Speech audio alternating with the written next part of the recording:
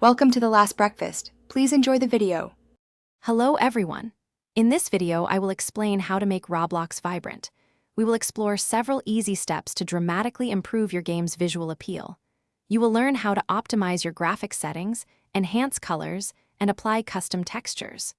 We will also dive into dynamic lighting and post-processing effects to create truly immersive experiences. By the end, your Roblox creations will look more stunning and engaging than ever before. To begin, let's optimize your graphics settings for the best visual experience. Inside Roblox, navigate to your settings and set the graphics quality level to 10. This ensures all visual details are rendered at their highest. Additionally, playing in full screen mode can significantly enhance immersion. Don't forget to check your monitor's brightness and contrast, and ensure your display resolution is set to its native value for crisp, clear visuals. Next, let's make those colors pop and add some unique textures.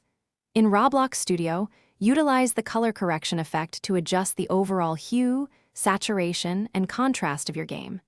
Increasing saturation by about 1/10 to 1/5 can make colors much more vivid. Experiment with custom textures on your parts to add intricate details.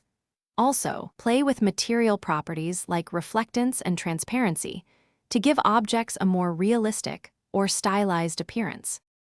Finally, let's bring your world to life with dynamic lighting and post-processing effects. Switch your game's lighting technology to Future for incredibly realistic illumination and shadows. Incorporate post-processing effects like bloom to add a soft glow and depth of field for a cinematic blur. Adjust ambient and outdoor lighting to set the perfect mood. Don't forget to use sun rays and shadows to create dramatic and visually striking scenes, making your Roblox world truly vibrant. Thanks for watching. If this was helpful, leave a like and consider subscribing. See you next time.